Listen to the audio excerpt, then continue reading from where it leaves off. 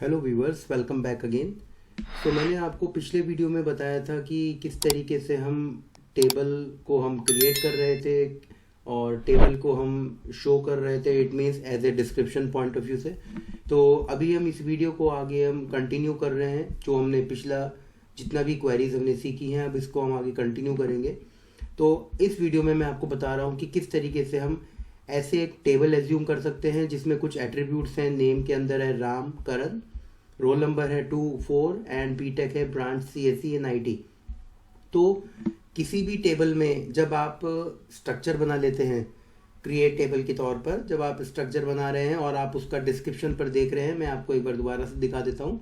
तो यहाँ पर हमने डिस्क्रिप्शन में जाकर स्टूडेंट टेबल नाम का डिस्क्रिप्शन देखा।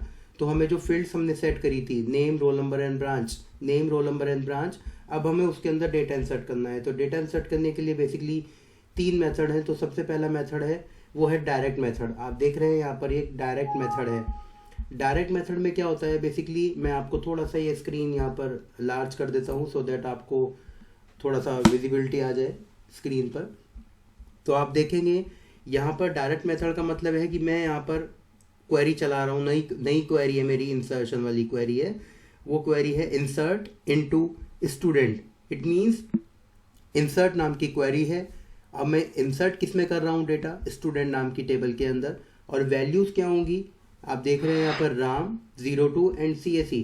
अब ये आप सोच रहे होंगे कि मैंने बिना एट्रीब्यूट लिखे, मैंने बिना name roll number and branch लिखे, मैंने डायरेक्ट ही वैल्यू इंसर्ट करा दी है। इट मीन्स यहाँ पर ये मेथड जो है वो डायरेक्ट मेथड कहलाता है, जहाँ पर हम बात कर रहे हैं प्रॉपर इंसर्शन की, यानी कि डायरेक्ट इंसर्शन कर रहे हैं। तो इंसर्ट इनटू टेबल का नाम और उसकी वैल्यूज लिखेंगे। तो सीधा आप क्या करेंगे, इन्वर्टेड कॉमास में राम 02 CSE लिखेंगे तो ये आएगा नीचे क्वेरी ओके 1 रो अफेक्टेड।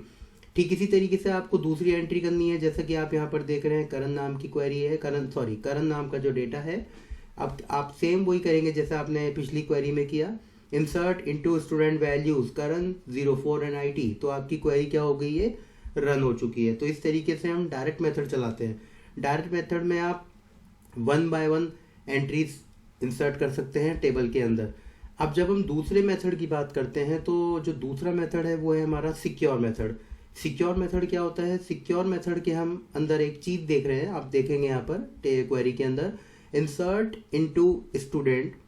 अब जो इंसर्ट इनटू स्टूडेंट है उसमें मैं यहाँ पर एट्रीब्यूट्स भी मेंशन कर रहा हूँ, like branch name and roll number. अब ब्रांच नेम रोल नंबर में लिख रहा हूँ तो उनकी वैल्यूज क्या होंगी, जैसे मैंने ब्रांच लिखी है तो उसकी वैल्यू CSE है, नेम है रमेश एंड रोल नंबर है 06। तो इस तरीके से यहाँ पर क्वेरी मेरी एग्जीक्यूट हो जाती है।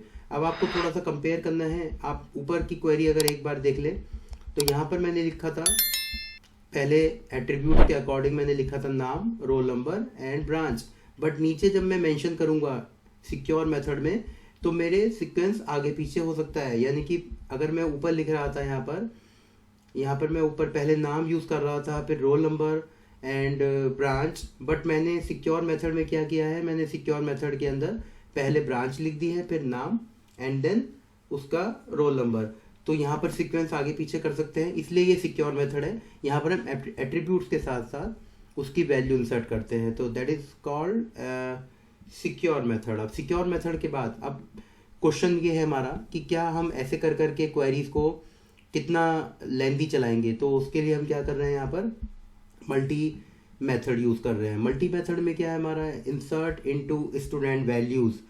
अब आपने क्या करना है, आपने मल्टीपल वैल्यूज़ इंसर्ट करानी है टेबल के अंदर।